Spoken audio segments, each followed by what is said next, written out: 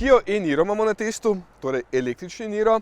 In zdaj se raven polnim tukaj v Mariboru vzhod, drugače sem pa štartil v Lukovici s polno baterijo in se do sem prevozil točno 100 km, pa porabil 26% baterije, tako da lahko računate, da bi naredil skoraj 400 km s polno baterijo.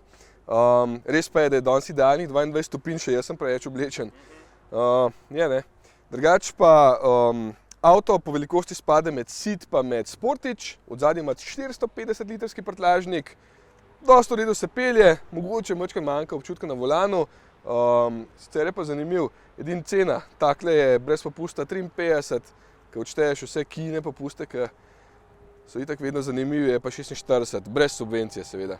Ja, ampak zdaj ne filaš za hitro, s 50, ne? Ne, veš kaj, zdaj sem že na 92% in gre dejansko hitrej z izmeničnim tokom, kakor z enosmernim. Drugače pa se lahko fila največ 75 kW, sem sprobal na Kozini. To je to. Test kmalu. Grem testirati naprej.